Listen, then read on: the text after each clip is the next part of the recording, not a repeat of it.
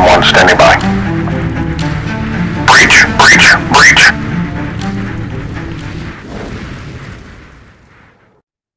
Hey guys, what's going on? Welcome back to the Breach Your Mind podcast. If a lot of you remember back, a little while back, I put out a call. I made a call to everyone that watched the podcast or consumed any of my content to reach out to me, whether it's through email, messages, what have you. But reach out to me with your stories. Tell me your stories and let's get your story heard by others. Because, like I said then, my stories don't resonate with everybody. It's only one standpoint, and people may not be able to resonate with that, but they might with yours. So I wanted to give you guys a chance to help out and get your story out there, get your story of resilience out there to others who may be going through the same thing, and give y'all a chance to help someone else. And in that regard, you guys have. There's been several of you that have reached out. You either sent me a message or emailed me and told me that you had something going on. Unfortunately, I do think that the purpose or the act of simply going and telling that story to everyone yourself has caused you to be a little gun shy, and that's fine. Telling something on a podcast, especially when your face or your actual voice is heard, it's difficult, and I know how difficult it is because despite how it looks, I don't like the camera. I don't like talking either. But I do it and I get through it. So I understand that. But what I will ask is that you keep your stories coming, that you keep reaching out to me. And in doing so, if it's not something you're comfortable with, if you're not comfortable doing a live meeting or a live interview with me, or a recorded interview with me, just tell me your story. Send me an email with your story at breachyourmind.com so that I can get your story out there. And we can tailor it however you need to. We can put your name in it, not put your name in it, whatever you want to get your story out there that you think might help somebody else. Reach out to me so we can get that out there. Because when I put that call out to start this series on resilience, it wasn't a one-time thing. It's a constant thing. I think resilience is something that we need to keep working on. And all of us need to keep developing, even if we already are a resilient individual. We need to keep developing that, because what winds up happening when we are resilient individuals is we are able to pass that on to others. We're able to share that with other people and help make them more resilient as well. And that's what we need. That's what we need to get to. That's a goal for us all to accomplish. And I need y'all's help to do that because I can't do it alone. So, in that spirit, tonight, what we're going to do is we're going to start our resilient series. Unfortunately, the subject of tonight's podcast, I wasn't able to get that person on live with an interview. I'm hoping that'll change. So if it comes across, please, consider it. But this individual's story changed a lot of things for me. It changed my perspective, not only in how I do my job, but it changed perspective for how I see things in life. And it made such an immense impact on me that I have told this person's story over and over again to the extent that I can pretty much memorize what he said and say it. I can tell that story without a whole lot of references. For the purpose of this podcast, I actually went back and took some notes just to make sure I didn't get some things wrong. And that's where I'm going to go tonight. That's what we're going to do is I'm going to start off this series on resilience with something that changed me. And it's not my story. It's someone else's. It happened after I'd already started doing my own job. And that's what I want to focus on. That's what I want to do is I want to start off this series and hopefully encourage the rest of you to send your stories or be willing to come on and interview with me so that we could get your story out to everybody else as well. So, without further ado, let's go ahead and jump into the story. HQ Rescue 1068, 9400 Atlantic. Officer down.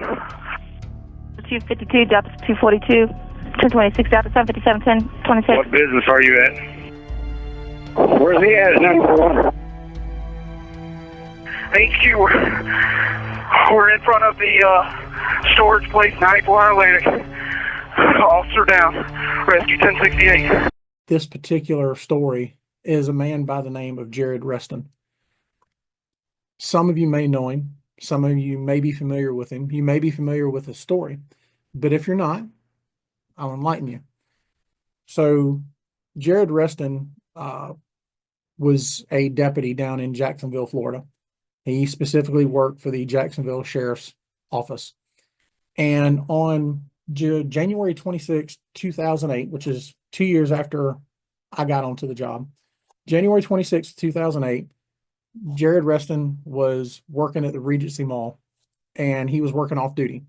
Him and his partner were sitting in the security booth, and they're watching the security cameras. I don't know how many security cameras were there, but they're watching the security cameras, and they're just working off duty, assisting the mall cops, security, assisting them with doing their job.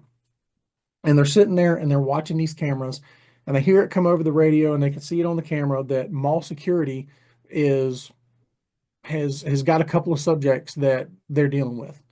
And the individuals were caught shoplifting, so mall security's jumping in and they're trying to do their things. They're putting the call out over the radio. So Jared Reston and his partner, and sir, I apologize, I don't recall your name. It's not intentional. I mean, no disrespect by it. But Jared Reston and his partner get up and they run down to go assist mall security. As they get down to where they've got one subject, mall security's got him hemmed up and they're dealing with him. And they said the other one's running. He's going to go get him. So Jared and his partner take off running. And I'm sure many of you have gone to a mall. You understand how big they are and how big parking lots are. And they're never usually in a small place. It's usually a pretty busy area. And that's the way it is down in Jacksonville. So Jared and his partner take off. They're going across this parking lot. They see him and they take off after him. Both of them take off running, and it's a foot pursuit. He sees them, they see him, and the race is on. They're off to it. As they're running along and listening to Jared tell his story on, I believe it was Police One. It was an interview on Police One. Listening to Jared tell his story, his partner started getting gassed out, which if you've never ran, I don't care how fit you are, but if you've never ran wearing full gear, vest, belts, or boots, all the gear that we got to carry, it adds a lot to you. You know, when you're starting to add 20, 25 pounds to your body and running, that takes a lot out of you. But his partner started getting gassed, and, he told Jared, get him.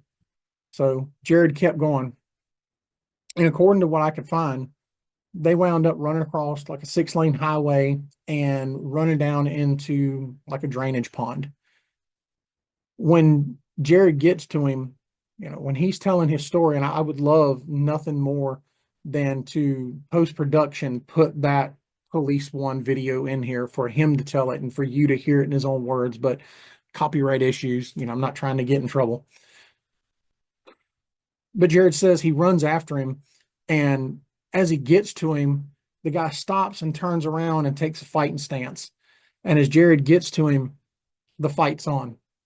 And they're struggling and they're fighting, and all of a sudden he felt like he got hit with this massive uppercut, and it just, it kind of laid him out.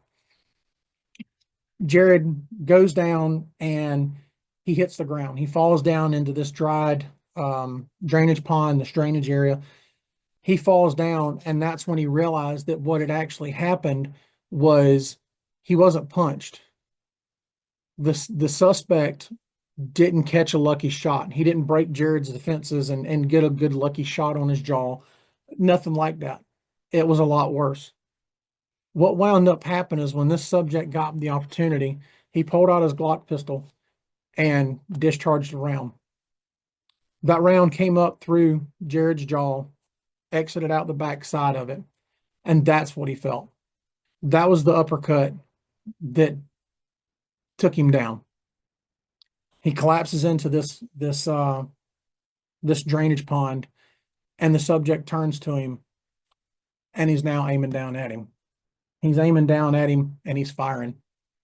He hits Jared a total of, I believe, 7 times.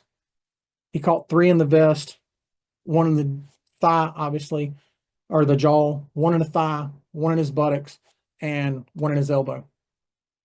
This guy has riddled him up.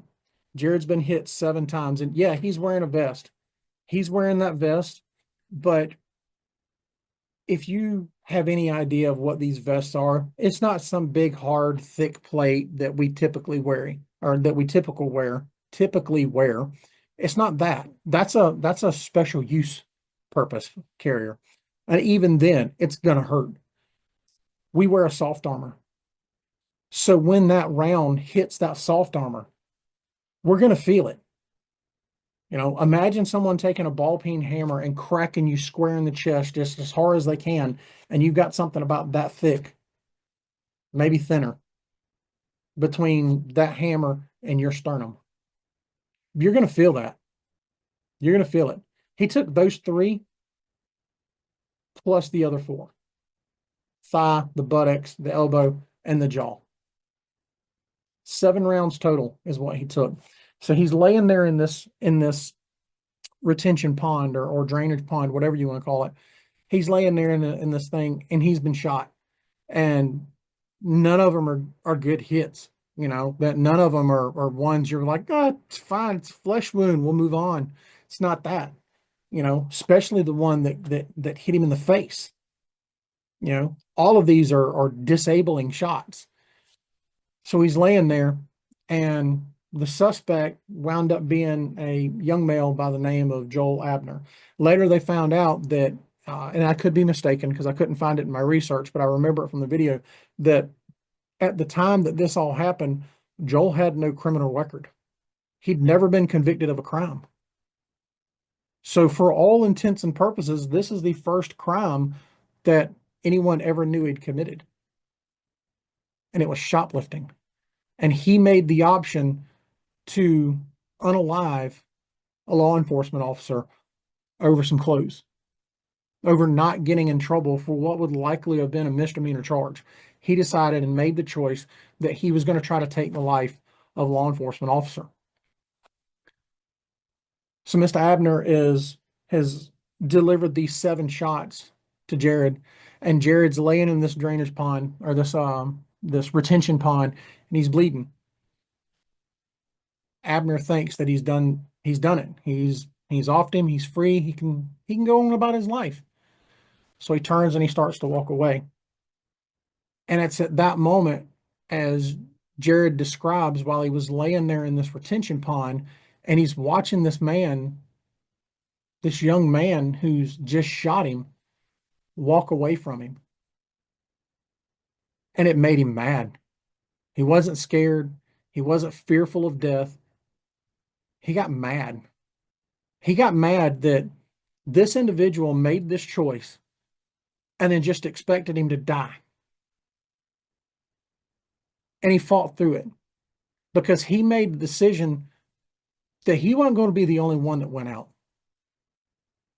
So after taking 7 rounds, 3 to his protective gear, and then 4 to the rest of his body, 1 which was a face shot, Jared made the decision that it wasn't going to be just him. It wasn't going to be just him. If he was going to meet his maker, he's going to bring somebody with him. So Jared musters up the strength. He finds that intestinal fortitude. He rolls up onto his hip, and he pulls his service weapon from his hip. Well, during this time, Abner, from what Jared said, Abner must have heard him, because he turns around and sees Jared rolling up and pulling his weapon. Abner realizes he hadn't done the job quite as good as he thought. So he turns around and starts to reapproach. He wants to come back and finish the job that he started, because now he can't. He can't just walk away from it like it is. So as he turns, he's coming back up with his weapon. Jared finds that strength gets his weapon out, levels out, and starts squeezing off rounds. Boom, boom, boom. He's not hitting him, but he's close. And the way Jared describes it was, as he's firing these shots at Abner, it was almost as if you were chasing your kid with a squirt gun, with a water gun. You know, when you're chasing them, you're trying to get them, and they're like, that little stream of water is going right behind them, and they're tucking in, trying to keep it from hitting. That's what Abner's doing. Jared's walking him in. Well, it happens that he steps in the right spot. Jared's pistol finds its mark. He strikes Abner. Abner falls down into him, and as he falls into him, Jared said that he caught him. He cradled Abner and delivered 2 vault shots. And I'd love to go into it. I really would love to go into that. But I honestly don't know what'll get me banned and kicked off. But that being said, he catches Abner after striking him. He catches him and he delivers 2 vault shots. And the fight was over. Now, it took me longer to tell that story of what happened to Jared on that day than it took for it to actually occur. And I'm not going to sit here and try to tell you that I know exactly how long it took, that it was this amount of minutes and this amount of seconds or this amount of seconds. But from my own experience in situations that are rapidly evolving and require every one of your senses to do their part, time slows down for you, but it continues on. And what may have felt like a lifetime for Jared Reston when he made contact with Joel Abner was only a few seconds in time that forever changed both of their lives. Jared was shot up 7 times. Abner was now deceased. His partner gets there. So other services get there. They get Jared up, get him to the hospital. He undergoes a lot of surgeries. He's got a long road to recovery. But he doesn't stop. After it was said and done, when Jared was healed and recovered medically, he went back to the job. Jared decided that that one day in his life was not going to end the career that he chose to help people. And he got back after it. Jared started in law enforcement in 2001. It's about 5 years before I got on the job. Got in it in 2001, and the very beginning of 2008 is when this all happened. So you're talking about the span of about 7 years. He had about 7 years of experience when this happened. And those few seconds changed his life forever. He got up, he got back on the horse, and he kept riding. Jared wound up finishing out a 20-year career in law enforcement. Didn't stay on patrol. He worked patrol. He worked as an investigator. He was a SWAT team member. As a SWAT team member, he was involved in over 1,000 operations, some of which required the use of lethal force. For 20 years, Jared Reston served his community and did his job. 13 of those, roughly, was after Joel Abner attempted to take his life. He didn't let that stop him. He had a heart and a passion to help people. And despite everything that he went through, despite 7 rounds, 3 that pierced his body, 4 that pierced his body, despite that, Jared, he didn't let it go. When I tell this story to others, when I tell this story to individuals who are just starting out in this job that I do, I call it the warrior spirit. I call it the warrior spirit because Jared refused to go down. He refused to let that take him out. Despite all the odds and everything that was working against him at that moment, it would have been so easy for him to give up. It'd have been so easy for him to accept defeat and lay there in that drainage pond, in that drainage ditch, and that'd be the end of his story. But that's not what he did. He's a warrior. And like a warrior, he was going to fight until he couldn't fight anymore. And that's what he did. For 20 years, he worked the job. Roughly 13 of those years was after that day.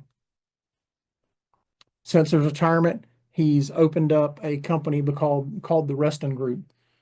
There at the Reston Group, him and his other cadre instruct courses in firearms, tactics, things of that nature.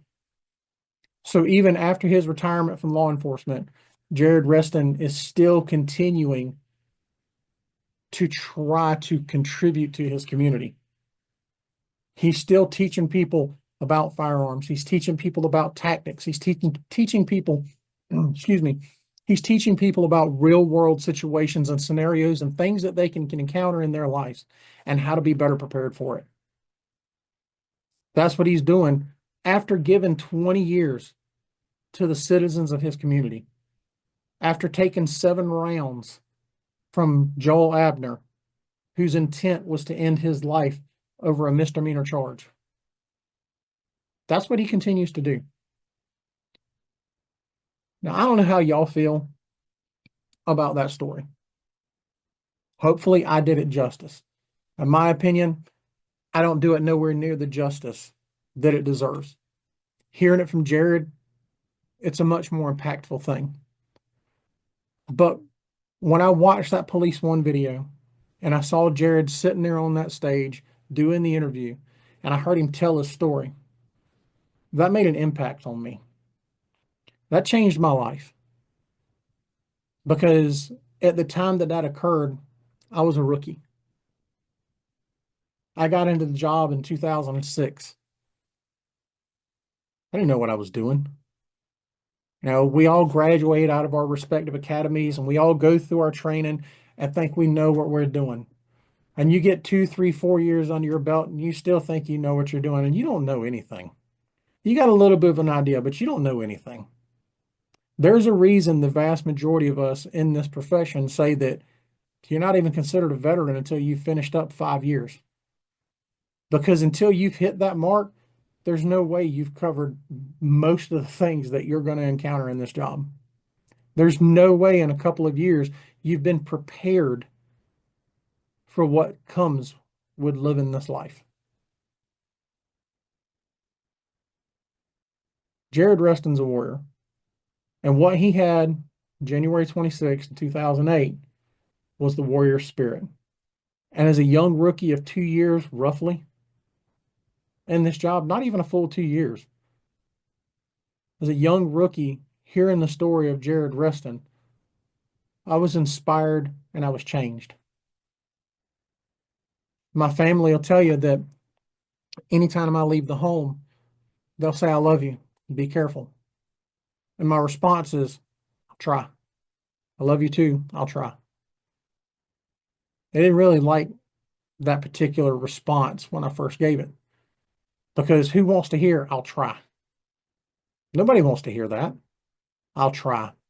Hey, do good on your test. I'll try. Hey, do good at whatever you're doing. I'll try. That's not what they want to hear. They want to hear, I will. They want that confirmation. They want the affirmation that you're gonna do it. Be careful. I will. They want the affirmation. Folks, I'm gonna tell you, in this line of work, and it's not just mine, it's all of public safety. Military, public safety. We can be as safe as we want and it not change a thing. We can be as safe as we want and regardless of our actions, we might not make it home. But all we can do is try. And that's why my response was to my family. Still is today. I'll try. I love you. Be careful. Have a good day. I'll try. Because all I can do is my part. And if I have anything to do with it, which I generally do, I want to be careful. I'm generally not a stupid individual. I'll try. Jared Reston is the one that helped me come to that conclusion that there's only so much I can do, but I'm going to do it until I can't do it anymore. Jared Reston's resilience on that day didn't just change my life, it changed the life of a lot more. His family, Joel Abner's family, many of us that have come into this job after he did, many that came into this job after his fateful day. His story has changed lives. His resiliency changed lives. His unwillingness to give up, to continue to be a warrior and fight the fight, has changed lives. That's the reason why I wanted to start this series off with this one. I wanted to start this series off with it because I hope, if nothing else, even if I didn't convey Jared's story good enough, I hope that you can at least understand the importance of his story to me. The difference that his story made for me as a young rookie starting out in this line of work. Because I still carry that with me today. I've been in this job for 18 years. I've seen a lot of things. I've done a lot of things.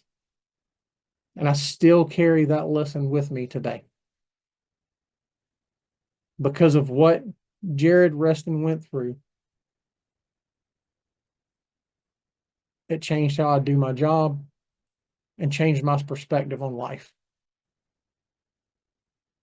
Yeah, that was an important one for me. So if for nothing else,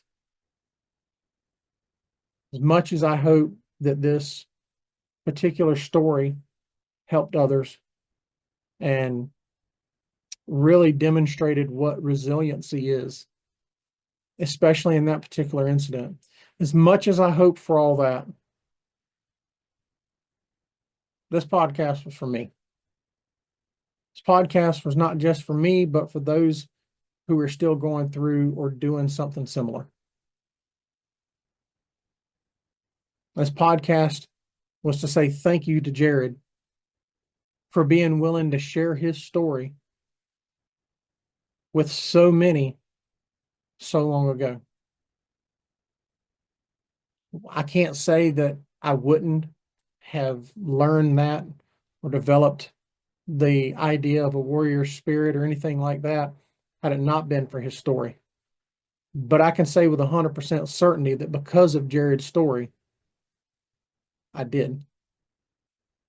So if for nothing else, Jared, thank you. Thank you for sharing your story. Thank you for the job that you did. Thank you for what you still do for people now. It's the resiliency that you had that day that's changed so many people's lives for the better. So, yeah. Anyway, guys, that's about all I got. I hope that this episode has resonated with some of you. I hope that this episode has inspired some of you.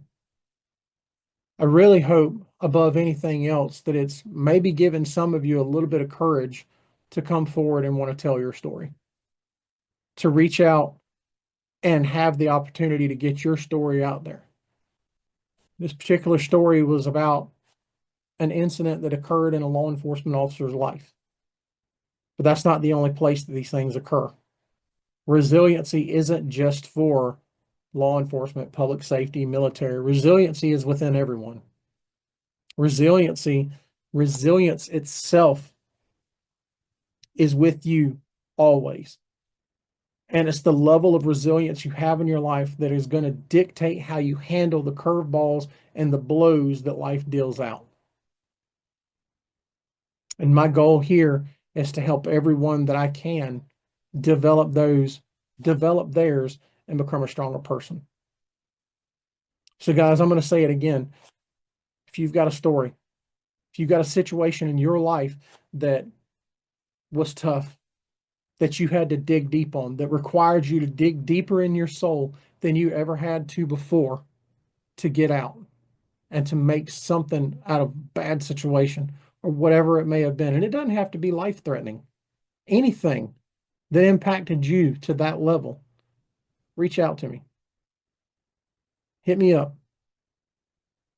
You can hit me on any of my social links. You can hit me at breachyourmind.com. Send me your story. I want to hear it. And if getting online and doing a video interview or doing a recorded audio interview is not for you, that's fine. We'll correspond through email until we get your story exactly how you want it told. And then I will come on and I will tell your story. Because as hard as it is for me to sit here with this microphone in front of me, these cameras in front of me, and tell this and talk, if it means giving you a chance to help somebody, if it's a chance for me to help somebody, then that's what I'm going to do. So hit me up, guys. Let's get your story out there and let's get you the opportunity to help somebody else. So until next time, I appreciate you. Thank you for stopping by. Be safe. We'll catch you on the next one. Bye, guys.